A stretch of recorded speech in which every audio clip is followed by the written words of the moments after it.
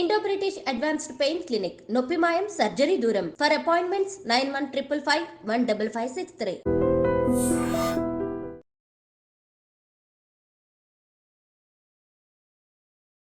నమస్కారం, welcome to I dream. ధర్మ మార్గం విత్ విజిత కార్యక్రమానికి స్వాగతం. ప్రస్తుతం మనతో పాటు ఉన్నారు ప్రముఖ ఆధ్యాత్మికవేత్త ప్రవీణ్ గొల్లమూడి గారు. ఇప్పుడు వారితో మాట్లాడి మరిన్ని విషయాలు తెలుసుకుందాం. నమస్కారం అండి. నమస్కారం. అయితే సాధారణంగా వింటూ ఉంటాం, చూస్తూ ఉంటాం. మనం ఎక్కువగా పిల్లల విషయంలో ఇది చెప్తూ ఉంటాం. ఎవరైతే వాళ్ళకి స్నేహితులు ఉన్నారో వాళ్ళు మంచి వాళ్ళు ఉంటే పిల్లలు మంచి వేలునే వెళ్తుంటారని, చెడ్డవారు ఉంటే వీళ్ళు కూడా పాడైపోతారని చెప్పి పిల్లలకు చాలా వరకు నువ్వు మంచి వాళ్ళతోటే ఫ్రెండ్షిప్ చెయ్యి, క్లవర్ స్టూడెంట్స్ తోటే ఫ్రెండ్షిప్ చెయ్యి, ఇలాంటివి చెప్తుంటాం. ఇది ఒక పిల్లల విషయంలోనే కాదు, పెద్దవాళ్ళ విషయంలో అయినా మనతోటి ఎవరైతే సహవాసం చేసే వాళ్ళు ఉన్నారో వాళ్ళని ఖచ్చితంగా మనం దృష్టిలో పెట్టుకోవాలి. నువ్వు మంచి వారితో చేస్తే మంచిగానే ఎదుగుతావు, లేదు అని అంటే అంతకంత నాశనం అయిపోతావు, పతనానికి దారి తీస్తుంది నీ సహవాసాన్ని బట్టి అని అంటుంటారు. నిజంగా ఇంత ఉందంటారా అండి దీంట్లో? ఇప్పుడు మనకంటూ ఒక ఆలోచన ఉంటుంది కదా, అలా ఆలోచించే వాళ్ళు కూడా ఉంటారు. ఇంత ఉన్నప్పుడు వాడేదో చెడ్డవాడైనంత మాత్రం నేను చెడ్డగా ఎందుకు అవుతాను, వాడు మంచివాడైతే వాడి ప్రభావం నా మీద ఎలా పడుతుంది, ఇలా కూడా ఆలోచించే వాళ్ళు ఉంటారు. అసలు ఏంటి, దీన్ని ఎలా తీసుకెళ్ళొచ్చు అంటారు మనం? స్నేహం, ప్రియం, అప్రియం, క్షేమం, వినాశనం అని 4 రకాలు ఉంటుంది. ఓకే, అయితే ఈ క్షేమం అట్లాగే వినాశనం అనేటటువంటి దాంట్లో ఆ జర్నీ మనం బాగానే ఉండొచ్చు. ఫ్రెండ్షిప్లో ఉండేటటువంటి జర్నీ ఒకటి ఉంటుంది, ఆ జర్నీ బాగానే ఉంటుండొచ్చు కాక, కానీ దాని రిజల్ట్ ఏమవుతుంది అనేటటువంటిది ప్రతి ఒక్కడు అవగాహన చేసుకొని అందుకే వాళ్ళ కిడ్స్కి చెప్తారు. నిజంగా దుర్యోధనుడికి ఏం ధైర్యం ఉంది, పాండవుల్ని నేను ఓడించగలను అనేటటువంటి విశ్వాసాన్ని ఇచ్చింది ఎవరు? వాళ్ళు ఎంతరా, వాళ్ళు కొట్టేయచ్చు, వాళ్ళు పెద్ద కష్టమేం కాదు అన్న ఆలోచన ఇచ్చింది ఫస్ట్ కర్ణుడు. మనం కర్ణుడు దానకర్ణుడు అని మనం చాలా గొప్పగా చెప్పుకుంటాం కదా. ఒకసారి ఈ కర్ణుడు ఈ దుర్యోధనుడు అప్పటికే వనవాసంలో ఉన్నారు, పాండవులంతా ద్వైతవనానికి పోయినారు అండ్ ఒక పిక్నిక్ లాగా. ఇలా అక్కడ హడావిడి చేస్తున్నారు దుర్యోధనుడు, ఆయన సోదర సోదరులు, ప్లస్ ఈయన కర్ణుడు అంతా పోయి చాలా ఎక్కువ ఎంజాయ్మెంట్ చేసేసారు. ఆ ద్వైతవనం చిత్రసేన గంధర్వుడిది. చిత్రసేన గంధర్వుడు చాలా మంచిగా చెప్తాడు ముందు, ఇది గంధర్వుల వనము, ఇక్కడ లేక్స్ అవి మీరు స్నానాలు చేస్తున్నారు, అది నిషిద్ధము, మీరు ఇక్కడి నుంచి వెళ్ళిపోండి అంటే ఆ గర్వముతో దుర్యోధనుడు మాట్లాడి యుద్ధాన్ని కొని తెచ్చుకుంటాడు చిత్రసేన మహారాజుతో, చిత్రసేన గంధర్వుడితో. అక్కడ ఓడింపబడతాడు, చేతులు కాళ్ళు కట్టేసి మోకాల మీద కూర్చోబెడతారు చిత్రసేన గంధర్వుడు. కొంతమంది పరారైతారు, ఈయన ఫ్రెండ్స్ అందరూ పరారై ద్వైతవనంలో పరిగెడుతుంటే పాండవులు కలిస్తే ధర్మరాజుకి దండం పెట్టుకుంటారు, దుర్యోధనుడు పని అయిపోయింది, ఇట్లా జరిగింది, బాగైంది అని నమ్ముతారు భీముడును అర్జునుడు. ధర్మరాజు అది ఏమైనా సరే అది మన కుటుంబ విషయం రా, వాడు మన పెదనాన్న కొడుకు, వాడిని అక్కడ బంధించారు, అర్జున నువ్వు బయలుదేరాలంటాడు. ఎక్కడికి బయలుదేరేది? వాడిని మన్ని తీసుకొచ్చి అడవుల్లో పడేస్తే నేను వెళ్ళి వాడిని రక్షించడం ఏంటి ఇప్పుడు అంటే, నాకు మాట్లాడకుండా మీరు వెళ్ళి వాడిని రక్షించి రావాలని చెప్తాడు ధర్మరాజు. వెళ్ళి ఒకటే ఒక ఆగ్నేయాస్త్రంతో గంధర్వుని 1000 మందిని పరమార్చి సంహరిస్తారా అర్జునుడు చేసి ఆ వీరత్వాన్ని చూసి చిత్రసేనుడు మెచ్చుకోకుండా ఉండలేకపోతాడు. అర్జునుడు, అరే ఎక్కడి నుంచి వచ్చారా నువ్వు? అర్జునుడు, ఓ నమస్కారం. ఆయన ఆనందించి సమ్మోహనాస్త్రం కూడా ఇస్తాడు. బా ఏమి వ్యారియర్ రా బాబు నువ్వు అని. ఆ సమయంలో కర్ణుడు ఏం చేస్తున్నాడు తెలుసా? పారిపోతున్నాడు కర్ణుడు. అప్పుడైనా ఆలోచన రావక్కర్లే, వీడ నన్ను రక్షిస్తాడా రేపు, ఇట్లాంటి వాళ్ళ దగ్గర నుంచి ఈ పాండవుల యొక్క వీరత్వం నుంచి కర్ణుడిని రక్షిస్తాడా? ఆలోచన రావక్కర్లే, రాలా. ధృతరాష్ట్రుడు లాంటి తండ్రి ధృతరాష్ట్రుడు ఉన్నాడు అక్కడ, అందుకే ఆయన బుద్ధి చేత కూడా గుడ్డివాడండి. అవును, బుద్ధి చేత కూడా గుడ్డివాడు. ఆయన చెప్పొద్దా కొడుక్కి, చెప్పినా వినని ఏజ్లో చెప్పాడు. ఆ ఏజ్, అందుకే మన వాళ్ళు ఏం చెప్తుంటే మంచి స్నేహం గురించి చిన్న వయసులోనే చెప్తూ ఉంటారు. అంతే, ఎప్పుడు చెప్పడం ఎలా చెప్పామనేది కాదు, ఎప్పుడు చెప్పామనేది చాలా ఇంపార్టెంట్. ఒక స్థాయి వచ్చిన తర్వాత ఎవరి మధ్యలో ఉన్నా ఇంకేం చెప్పక్కర్లేదండి. విభీషణుడు ఉన్నాడు, అంతా రాక్షస మూక, ఎప్పుడు రాముణ్ణి తలుచుకుంటూ సాత్వికమైనటువంటి బుద్ధులతో ఇంట్లో తపస్సు చేస్తూ ఉండేవాడు. ఎవరు చెప్పారు? అంతే. అట్లాగే ఒక స్థాయి పరిపక్వత ఉన్న వాళ్ళు ఉంటారు, చిన్నప్పటి నుంచి ఆ రకమైన పరిపక్వత ఉంటుంది వాళ్ళలో. ప్రహ్లాదుడు చుట్టూ రాక్షస ముఖ, శంకర భక్తులు నువ్వు విష్ణు నామస్మరణ చేశావు అంటే నేను చంపేస్తాం అనేటటువంటి గ్యాంగ్ చుట్టూత. కానీ ఆయన విష్ణు సాలోక్యాన్ని పొందాడు.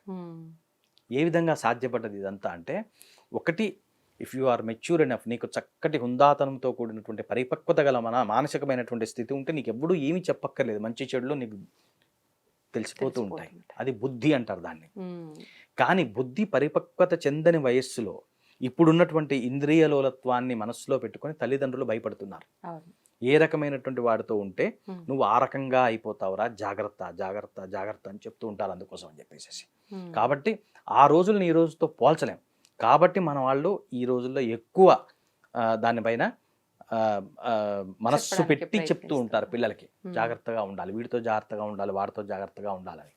నిజానికి ఈ రకమైనటువంటి దుర్యోధనుడు ఏవైతే ఉన్నారో, ఈ దుర్యోధనుడు లాంటి, ఈ కర్ణుడు లాంటి స్నేహం ఏదైతే ఉందో పూర్తిగా సెల్ఫిష్ రిలేషన్షిప్స్లో ఉన్నవి దెబ్బ కొడతాయి.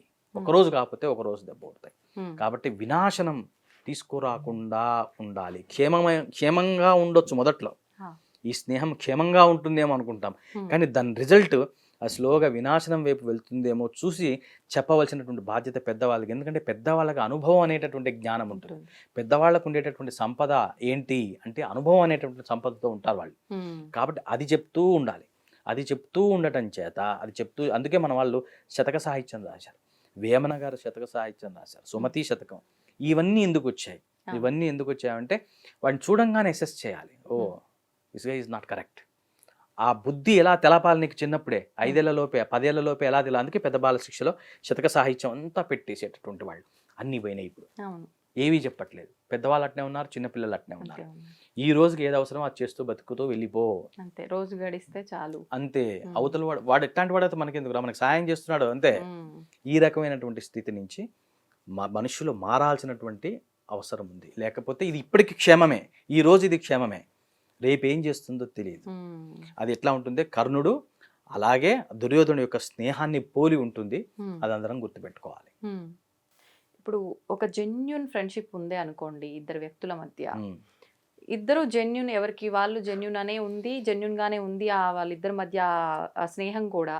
సడన్ గా ఏదైనా తేడా వచ్చింది అనుకోండి, ఆ తేడా వల్ల ఒకరు జెన్యూన్ గా లేరు అనే విషయం బయటపడింది అంటే ఎదుటి వాళ్ళ మనసులో ఎలా ఉంటుందంటే, ఇంతకాలం వీళ్ళు నాతో నటించారా అంటే, ఒక చిన్న ఏదో జరగంగానే వీళ్ళు నెగిటివ్ అని చెప్పి ఆటోమేటిక్ ఇంప్రెషన్ పడిపోతుంది. అక్కడ ఆ పర్సన్ నిజంగా నెగిటివో కాదో మనం ఇంకొక అంచనా వేయలేము. ఇంకా ప్రతిదీ అక్కడి నుంచి నెగిటివ్ గానే వెళ్ళిపోతుంది ఆలోచన అంతా. వాడు నిజంగా మంచిగా ఉన్నా అది నెగిటివ్ గానే వెళ్ళిపోతుంది. ఒక్కొక్కసారి నిజంగా వాళ్ళు చెడు వాళ్ళే అయి ఉండొచ్చు. ఆ సందర్భంగా బయటకు వచ్చింది. అప్పుడు ఇన్ని రోజులు ఉన్న స్నేహాన్ని వదిలిపెట్టి వాడిని వదిలేస్తే కరెక్ట్ అంటారా, వాడిని మార్చే ప్రయత్నం చేస్తూ అందులో మళ్ళీ మనం చెడులోకి వెళ్ళిపోతామేమో, అదంతా ఒక రకమైన కన్ఫ్యూజన్ ఉంటుంది ఆ మనిషి పరిస్థితి.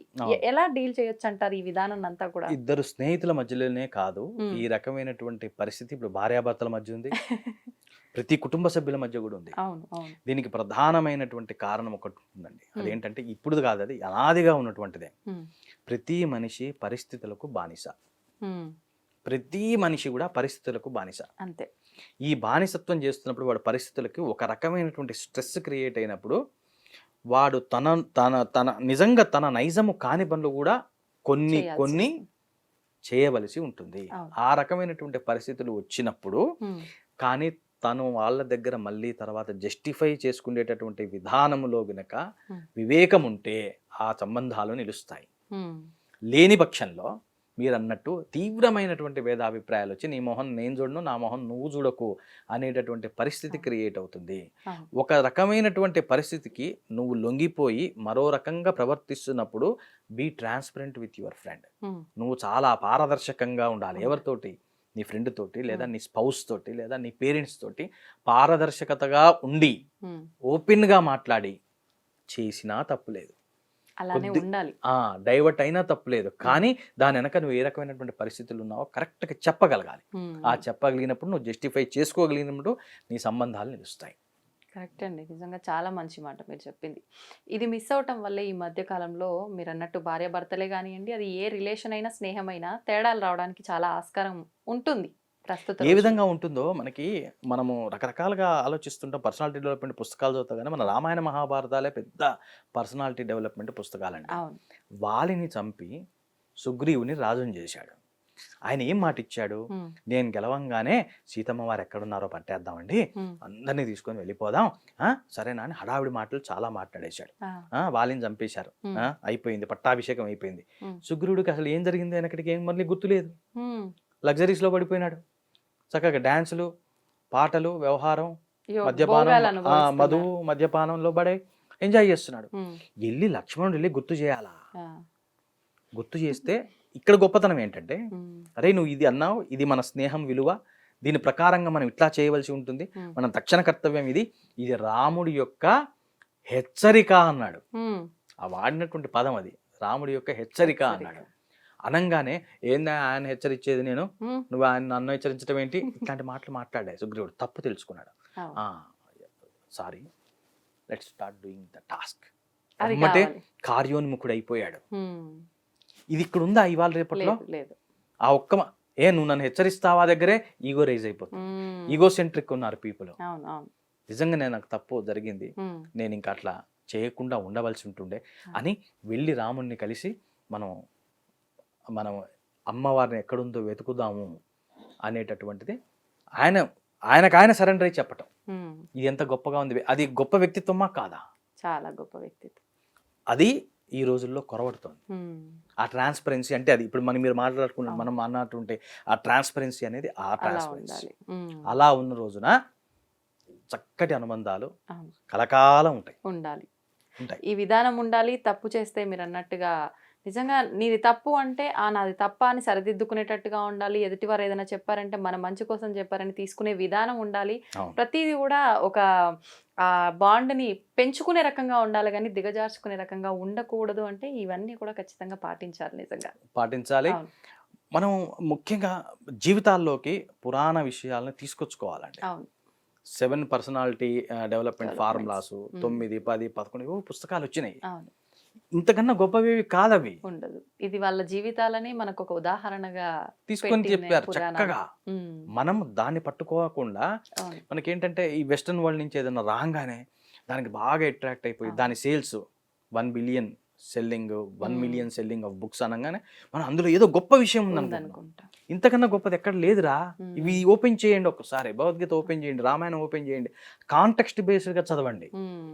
నూరికి పైనుంచి కిందికి 10 సార్లు చదివినా మనం ప్రవచనాలు చేయం కదండి. రేపు వెళ్ళి మన జీవితానికి ఉపయోగపడాలి కదా, నేర్చుకోవాలి మనం ఏదో ఒకటి. అది దాన్ని కాంటెక్స్ట్ ఓరియంటెడ్ గా చదువుకోండి, ఆ కథల్ని మనసులో పెట్టుకోండి. ఈ రకమైనటువంటి పరిస్థితి మన జీవితంలో వచ్చినప్పుడు మనం ఎట్టా ఉండాలి అనేది ఒక angle of insight of the life నీకు ఉండాలి. అప్పుడు అద్భుతమైనటువంటి ఫలితాలు వస్తాయి. కాబట్టి పురాణాలు అందుకు చదవాలి, అది గుర్తుపెట్టుకోవాలండి. నిజంగా ఈ తరం వాళ్ళు మర్చిపోతున్న ఏదైతే విషయాలు ఉన్నాయో అవి మన పురాణాల్లో ఉన్నప్పటికీ అన్ని పక్కన పడేస్తున్నారు. మళ్ళీ వాటిలో ఉన్న విషయాల్ని మీరు మళ్ళీ మీ మాటల రూపంలో వాళ్ళందరికీ మళ్ళొక్కసారి గుర్తు చేశారు. ధన్యవాదాలు. థ్యాంక్స్ అమ్మా.